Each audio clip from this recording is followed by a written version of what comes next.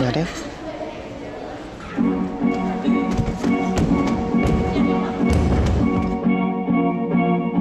You can't even land. I don't know why she spends the whole session with you. Yeah, that's probably because you ain't that much fun to hang out with.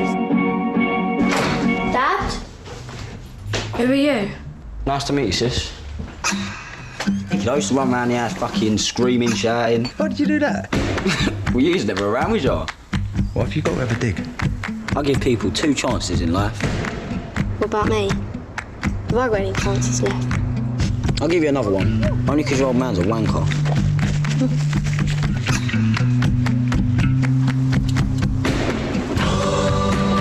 That's it, that's it, that's it.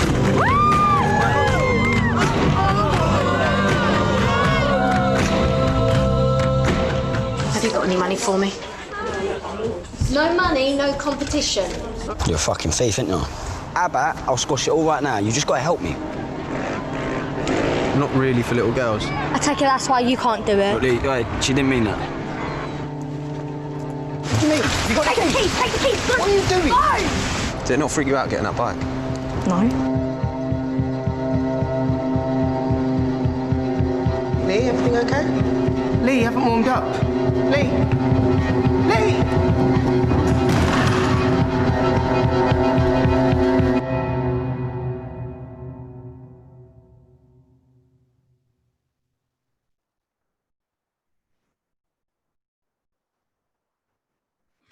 Hello and welcome to Curzon Living Room, an ongoing season of live Q&A events on Curzon Home Cinema. My name is Rhianna Dhillon. I'm a film and TV critic, and today I'm in conversation about Perfect 10 with director Eva Riley and the star of the film, Frankie Box. If you're watching us live, we're taking your questions via comments on YouTube, Twitter and Facebook. And our Twitter handle is @CurzonCinemas. So please use the hashtag Curzon Living Room and we're going to read out as many as we can. Eva, Frankie, so lovely to see you both. How are you? Yeah, really good, thank you.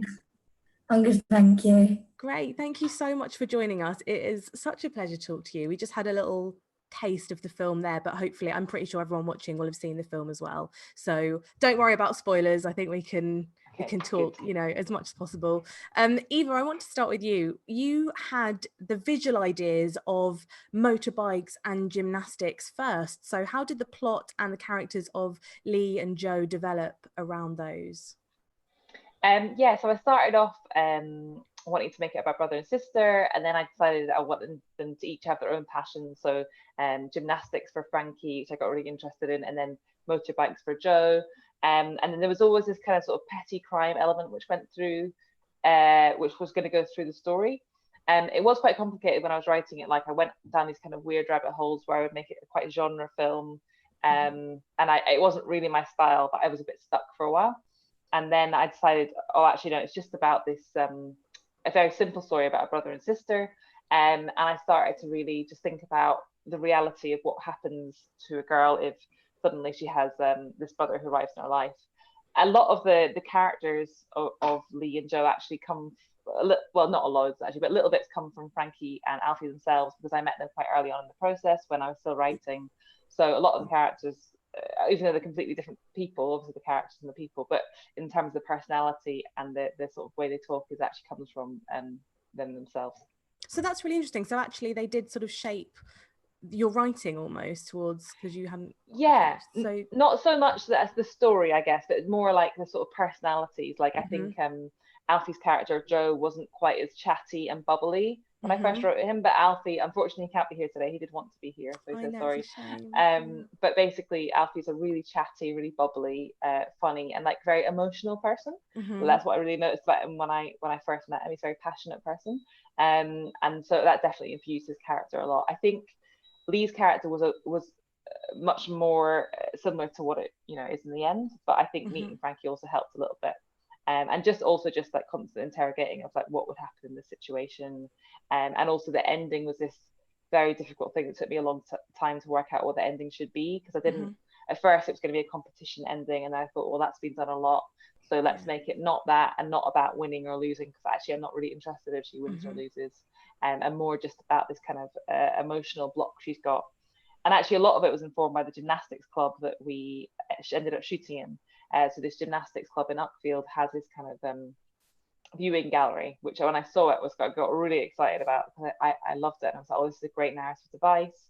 And I was like, oh, if I'd lost my mum and she used to come and see me through the window, I'd be so sad if she wasn't there anymore. And so it kind of ended up putting me towards this ending where Alfie's at viewing gallery.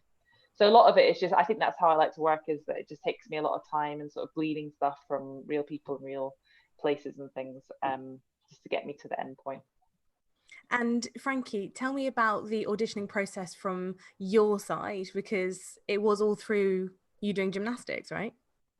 Yeah, so the whole reason I went for it is because my coach actually saw it on Facebook and then was like, oh, yeah, she was like, oh, you should give that a go, like, you might enjoy that.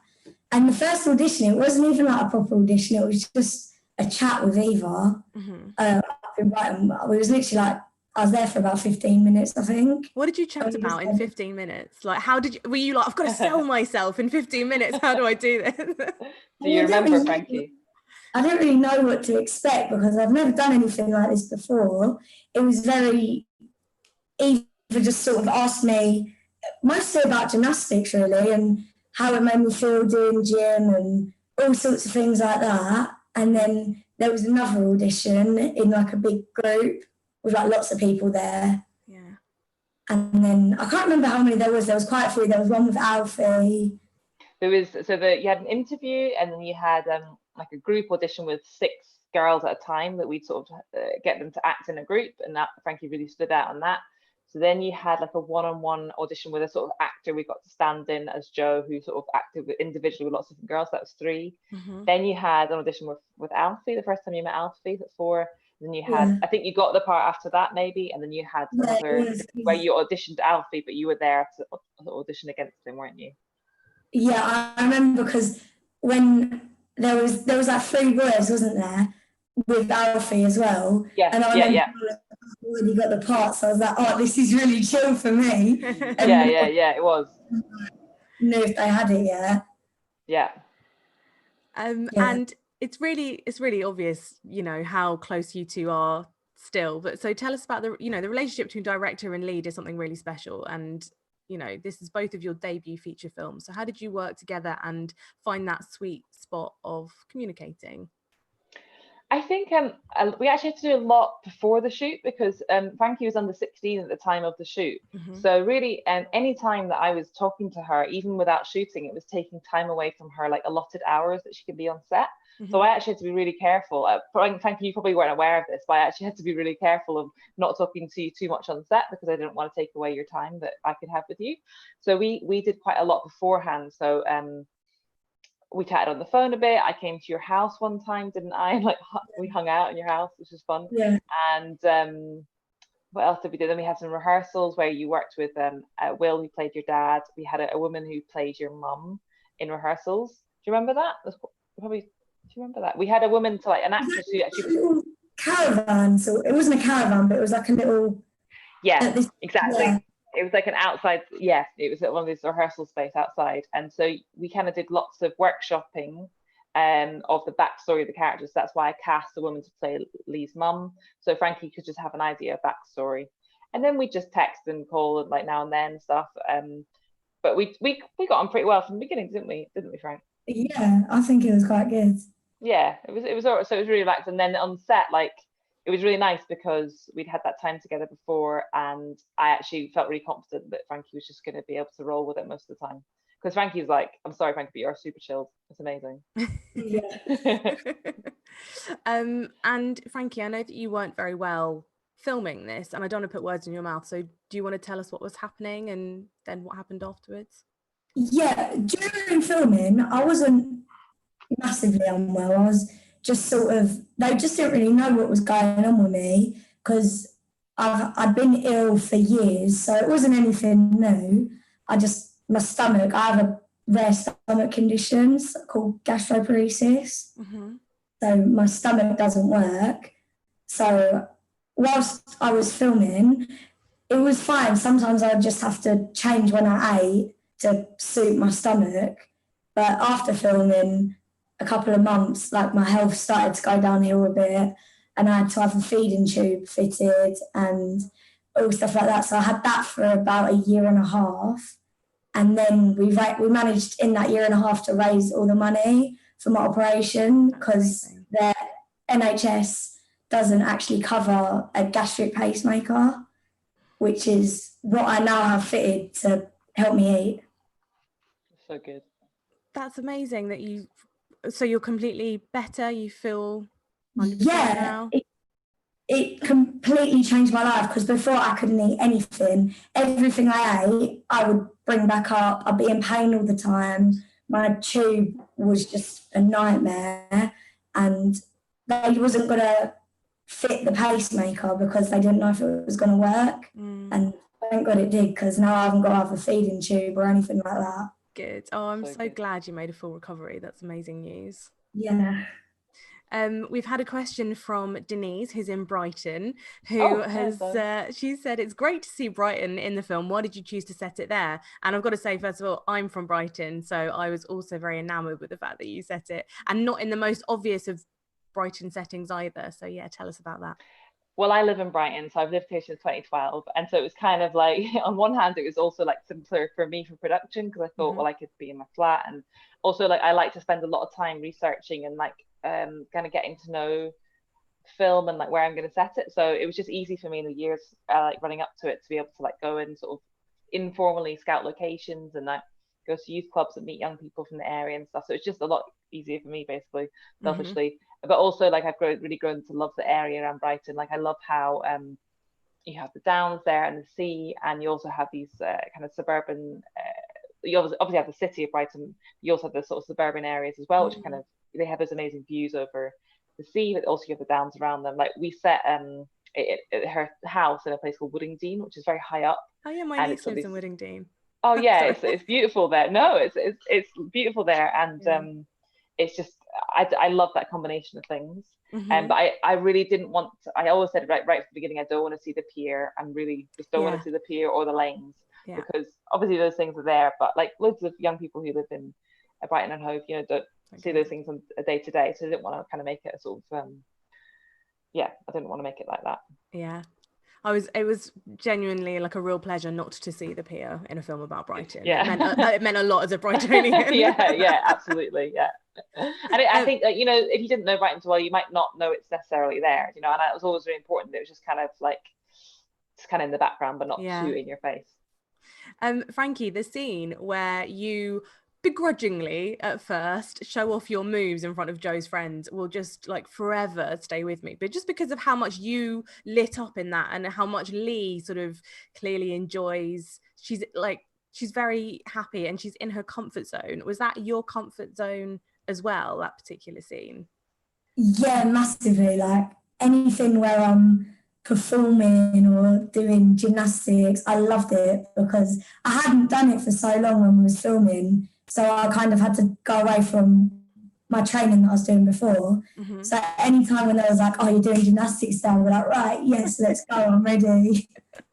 And it was really fun, because I think you said that you had done that for your friends. Like, you sometimes would perform stuff on like the street, like for your friends. Oh, is that right? All the time, everyone. Anytime I meet someone new and I'm with my friends, they're like, oh, she can do a backflip. They're like, go on, do a backflip, Frank. And do you remember, Frankie, as well, like when she was doing it, like we got the whole cast and crew, like when we were just in the shot of her, we were going crazy. Do you remember? We were like cheering like so much, because we just wanted to get this like nice reaction from you. Yeah, no, it was like everyone who was there was like cheering me on, and it was actually really fun. That was probably one of my favourite scenes. I love that scene. Yeah, I love watching it. Scene. It was beautiful. It was really, and it's so kind of just honed in on you, Frankie, and the pure enjoyment coming out of you. You just radiated that, which was lovely. So how did you choreograph the gymnastics? And because what I love that it's not super flashy and it's not super over the top and super showy. So yeah, how did you choreograph it? Did you work with somebody? The one in the car park I just made up on the spot. Did you? Yeah. Oh my gosh. Yeah. God. Just so talented. Could you do like a couple of flips, a little bit of dance here? I was like, yeah, I'll like just. I I didn't know what I was talking about. I was like, can you do some like flips and spin a bit and stuff? I literally just like on the spot, I was like, oh, I've got this much space. I was like, what can I do here? And I just kind of went with it. Whatever happened just kind of came out. There was no choreography that I did. And each take we did, I ended up doing like a different sequence like of moves. As amazing. And what about for the one in the floor routine? Yeah, Frankie? the sort of finale. Oh, that was a mix between you helped like kind of say what you wanted in the routine. Yeah. And then there was a coach from another club who kind of gave us a starter routine. And then we took it back to my gym and changed the style to suit me more as a gymnast, because it was a bit too elegant when we first done it. Because I'm not a very elegant gymnast. I'm more powerful and very just powerful. And I don't really do soft moves. I prefer more like robust kind of things. Yeah. So we took it back to the gym, changed a few moves in it to suit me more as a gymnast, just because it would, I don't know, I liked the first routine, but we improved it when we took it back. And then you showed it to me as well, and I think I just had to tweak a couple of things. Like there's a sort of spin you do. Remember, I got you to do that more times because I knew that would look nice on camera. I know, I got you to spin for such a long time. We've got a question from Nick Marius on YouTube, who's asking, was there much improvising or was it tightly scripted? Because it did feel like, you were able to talk over each other, and that really added to that sort of naturalism, the realism, I suppose, of it. We did a lot of improvising, didn't we, Frankie? Yeah. Do you want to tell them that? Yeah, you kind of just tell us like where you wanted it to go, and if you wanted a certain line put in there, we'd have to put a certain line in, but in between you just said talk to each other how you normally would. Yeah, so it's like everything, the scenes kind of have the same turning points as the written scenes, and often they have like, I don't know, 70% the same dialogue, but we just keep it really loose. So we'd go through the scene really quickly, wouldn't we? We wouldn't focus too much on the written dialogue, and they're very good at remembering like the shape of the scene, and then you just kind of add in all your own little jokes and your own slang and your own little bits, wouldn't you? Yeah. Do you remember the scene with the apples when we were eating you were eating the apples with Alfie? Oh yeah. And you did so much improvising. Oh my god! Like that scene, I wasn't totally happy with the written scene, so I was like, okay, we're just gonna find it on the day, and we're just gonna like really find some lovely details. And then like, Frankie just came up with these really beautiful little details about her mum, and these, I don't know, I just loved it. So we sort of did like so many different takes of that, didn't we? Yeah, I remember that one. It was like each time you sort of give me a similar sort of thing to talk about, but a different way. Yeah, so it's kind of like, it's like I sort of be like, okay, that's really nice, let's sort of work on that and add to that. So it's a bit different. I like that. It's a bit risky, but it kind of works. Like, and when I know I'm working with Alfie and Frankie, and I know they're so good at improvising, like I know it's going to be fine. Brilliant. Mark from Camden has asked, he said he's surprised at how like bright and sunny a low budget British film can be, which I totally understand actually, because like the natural light was really something in this film. So he wants you to talk about the look of the film, if you could. Yeah, I mean, there were sunny days, but it definitely wasn't sunny the whole time. It's just that like from the very beginning of the process, I always said it's got to be a sunny film. Like we've seen a lot of dark and drizzly British films, which is fine. But for this one, I really wanted it to be sunny and like colourful as well. So there's a lot of things that go into that. Like for instance, with the production design, my production designer Sarah Jennison and my costume designer Susie Coulter, we sort of chose poppy colours which would pop out in the light.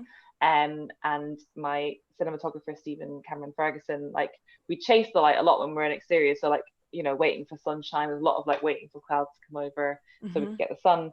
But also when we were in exterior locations with him and his gaffer Kit Wood, we'd you know, like it's all artificial, so anything interior that's sunny is completely lit by them, because it's just quicker to get it set up and everything. So yeah, it was something that's very much planned, but we were also lucky it was a sunny August. There's actually one really big downpour in the film, which was just the most amazing timing. It started to rain at this quite a good moment in the film, but it certainly wasn't sunny the whole time. It is England, of course. Yeah. What do you say, Frankie? Me and Alfie were like head to toe, like soaking wet after that Oh my scene. God. Yeah, it was just like amazing luck. 10 minutes and it went and it didn't come back for the rest of the day. And we were allowed one take. We're like, Frankie was right at the end of our hours that day. Like, you literally had one take you were allowed. And we were like, great. And the rain went and we ran out. It was so much fun. Amazing. And it looked so cool, that scene, actually. Yeah, I know. You pay a lot of really money good. for like a rain machine. You didn't have to pay anything. Just thinking about like the look of Lee, because there was something about Lee's frilly socks when she's shinning up a wall to rob someone, which is just so oxymoronic and so brilliant. Look, there they are. Oh my God. They're her socks. That is brilliant. Yeah. I always wear them. I don't know why. They're the best. I love those socks. I love like that sort of like feminine side of Lee, and then like the criminal mastermind. So yeah, I was going to ask, you know, how you created the look of her. It feels like it was probably very much like a joint effort from everyone then. It was so much fun. I loved that. Like, I love working with Susie, our costume designer. And we had a day where Alfie and Frankie came. You know, I've spoken to Susie a lot, and we created mood boards and things. And she's got this amazing workshop where she has loads of clothes. So Frankie and Alfie came along, and they just had a catwalk. Basically, they tried on like a million different outfits. And it's like, if you know, some came from you, Frankie, because I think at one point you said you often would just wear football shorts. And I was like, oh my God, that's amazing. You should definitely wear football shorts. And then also you had those frilly socks on. And I was like, oh my God, frilly socks, incredible with trainers. Like, I love that combination. Like, I don't like that it's just like one thing, like a real traditional kind of Boise look. You know, I like it's kind of a mix of things. But also always we were going to have this leotard going underneath something, and at some point it just clicks in. We were like, okay, this is the look. It looks amazing. Yeah, it did. Frankie, was that something that you were really comfortable in then, or did you just feel really at home in sort of her skin? Yeah, because like a lot of the things that Lee wore are really similar to like what I wear. Like, I'm always in football shorts and like a baggy t-shirt, or I wear like frilly socks as well all the time. My style's like similar to Lee's, but also not. But yeah, it was just, and like the leotard, I'm used to having a leotard on, so it was fine. Yeah, I love that you're wearing the same frilly socks right now. That was very, very good timing. Eva, you're pretty intimate with the camera. Like, there's always like a sense of being very much in Lee's space, almost like really in her face. Why do you want to keep so close to your subjects and also not have them fully in frame all the time either? Tell me about those decisions. It's so interesting with that, because in a way it's so interesting in the reviews. People talk about close-ups. There are loads of close-ups, but actually there's quite a lot of wide shots in it as well. I think for me it's wide shot or close-up, and like Lee is always the focus of everything. So even in like when they're stealing petrol, we have quite a few wider shots. But, you know, we're always kind of framing so that Lee's kind of the focus of that. And, you know, she's in every, shot of the film pretty much, certainly every scene. So I think it kind of sometimes feels like that more than it is in a way. But certainly I do love a lovely, you know, close-up, and I just want to be in her POV. And I just want to, you know, like what I love more than anything is seeing these kind of like micro expressions in someone's face. It's actually something I heard Barry Jenkins talk about years ago on a interview about Moonlight, about micro expressions, and it's something I just love anyway, but I've never heard anyone sort of talk about it before in that way, which is like when someone has a true reaction, not just like an acting reaction, but a lot of what we did was improvised and quite spontaneous, and Frankie or Alfie would just have these little flutters in the face, or a little certain look, or a look of embarrassment, or a little laugh. Like, there's nothing better than like when Frankie like laughs in the film. It's just lovely, and you're on a closer shot. So I always wanted to kind of catch those little moments on her face, but also on Alfie's face as well. I love all that, because I think I'm just really interested in like the micro details of people's interactions with each other. I love that. So do you think, you know, would you find less of that if somebody were trained? Would that almost be trained out of them to not react, to have those micro well, you know, like I try and knock it out of them. If they are trained and they don't give me that, I try and knock it out of them. So I've done that with previous, you know, I've worked with many professional actors as well. I think it depends on someone's background, but sometimes when people have been in like a lot of TV or like just a lot of traditional kind of films, like people like want to act and people want to show the emotion and stuff like that, and people are a bit nervous, rightly so, to let their guard down a little bit, and just like let things happen spontaneously. So I I push, like these days I try and push any actor I'm with. Well, if they're not giving me this sort of spontaneous stuff, I try and push them to be spontaneous. And I often do that by getting the other actor they're playing against to give them something completely different on every single take. And it's a bit, it might sound a bit mean, like I'm sort of, I'm not doing it for fun. Like I'm doing it because I know if I give them something completely different in the second take, their face just can't help but give these little different expressions. And that's what I just love more than anything. Yeah. We've had a question from Maria from Essex on Facebook, who's asked, have you been keeping creative during lockdown? Have you got any projects coming up for both of you? What about you? If you go first, Frankie, do you have anything? I did a film last year that's in post-production now, and I've had like a few little auditions and stuff like that, but I haven't really heard much yet because lockdown. It's kind of depleted everything, yeah. Did you have to do the auditions on Zoom? More self-tapes that I send in. I've done a couple on Zoom, but the others are self-tapes that, yes, send in. And... Cool. So did like... And me... sorry. No, Eva, I'll come back to you in a sec, but just Frankie, so doing this film, did this sort of really make something click for you? Is this something that you want to do, you want to act? Yeah, definitely. It's nothing I would have ever thought of before until I done Perfect 10. And then I was like, oh my God, this is what I need to do. Like, I don't want to do anything else. It's all I want to do because I enjoy it so much as well. When I'm on set, I don't want to leave. I'm not sad when we're finished. But it's so nice. Like, it's so nice as a director to know that you're working with a young actor who's so excited about it. Because some people might get freaked out when they're on set, but you loved it. It was amazing.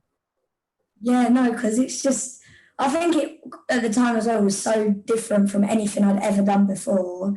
And I think I was shocked as well how many people go into the behind the scenes of a film, like how many people that were there. When I first got there, I was like, oh my God. And then more people would come each day. I'm like, where's everyone coming from? What are they doing? It's crazy. And I remember like in rehearsals, I was like, remember that when it comes to the shoot, like there's going to be loads of people there. And I think you heard me, but I don't think you quite believed how many people it was going to be. I thought 10 people maximum. How many? I thought maybe 10, 15. Okay, right, yeah. Yeah, it was a lot, isn't it? But to be honest, I'm always amazed with how many people there are as well. I'm like, oh my God, wow. Yeah. Eva, wow. let's hear about your next project. Yeah, so I've had a bit of time to write. I have a very small baby at the moment, so like as much time as I can get to write. Thank you. But yeah, when I've had some time, I've got a new project that I'm developing with BBC Films called The Circle, which is about teenagers again, but it's a lot different. It's like more like a black comedy kind of film about a girl who creates a cult at her high school. So I've been writing that, and that's been really nice to have something new to focus on because I've been working on Perfect 10 for so many years. Yeah, that would be brilliant. So when might we? Oh my goodness, when are we going to see it? I don't know. It'll be a while. It could be many years. I really don't know, but I'm just concentrating on writing now. So good fun. Yeah. Okay. Yeah. Fair enough. And just what did both of you like learn technically or not, but from this that you kind of want to bring to your next project? Definitely. Frankie? For me, Frankie, you go on. No, you go, Frankie. I suppose everything, you learn everything, didn't you? Yeah, because I've never done anything before. So it was everything, yeah, like learning just, I don't know, just, everything that I like, because I had no idea what to expect when I went into it. So everything that I knew leaving like really helped me when I did shag bands, because I just felt I wasn't nervous to do it at all in the first place. I was really excited. I just didn't know what to expect. So I did feel a bit more confident doing shag bands because I knew what to expect in a day, and I didn't go into it like completely blind. That's the short film, isn't it? Shag bands you just done. Yeah. Short film. And you, oh my God, you learned so much about continuity. You're like the continuity queen. We couldn't believe I was like, I don't like actors to think about continuity because I'm like, I actually just don't want them to think about it because they've got more important things to think about. But you just picked it up really quickly, Frank. So every so often I could see you like presenting a certain side of your face, and I was like, oh my God, this is like working with like actor who's been acting for about 20 years. It's amazing. I think it was just because like, everyone was talking about it, and at first I had no idea what they was on about. I was like, what even is that? And then like, I thought about films, and I was like, oh my god, yeah, like they must have to like make it the same each time. And I don't know, it was just kind of something I thought about. I was like, oh yeah. You were just amazing at it. It was incredible. Eva, what about you? What are you going to take to the circle?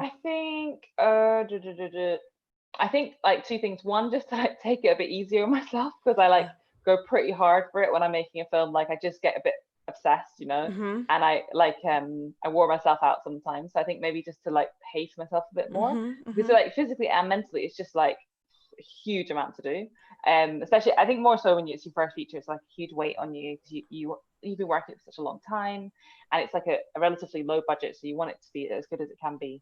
And then also I just want to keep on using improvisation, because I really do, like every time I make a film, I'm just like, God, I love all these little moments, and I just want to keep on like working on that and getting better at it. Well, congratulations to both of you again on the film. It is so lovely. Perfect really is the perfect title. Thank you. Eva Riley and Frankie Box, thank you so much for joining us. And thank you to 606 Distribution for making tonight's event possible. Perfect 10 is available now to stream on Curzon Home Cinema. So hopefully you enjoyed the event, and of course you loved the film. So tell your friends, tell everyone you know, shout it from the rooftops. And upcoming events on Curzon Home Cinema include on Monday the 17th of August, we have journalist Ian Hayden Smith, who is interviewing director Jessica Swale about Summerland. And then on Tuesday the 1st of September, we're going to be in conversation with Annette Benning and William Nicholson about Hope Gap, and that's going to be live both online and really excitingly on the big screen in selected cinemas. Cinemas are coming back. They are. Wow. Thank goodness. You can follow Curzon Cinemas on Twitter and Facebook for the latest updates. I've been your host tonight, Rhianna Dhillon. You can catch me on 5 Live tomorrow afternoon from 2:30, standing in for Mark Kermode, and every Monday morning on 6 Music on Lauren Laverne's Breakfast Show. Thank you so much for watching. I hope you will have a lovely, cool, hopefully, weekend. Take care. Thank you. Bye. Bye. Bye. Thanks so much, Rhianna. Thank you. So much. Thank you very much. It was really great. That was so fun. You guys were lovely. Yeah. Oh, you too. So nice. Such a nice. I always get a bit nervy about it before I do these things, so you did it beautifully. Oh no, yeah, I hope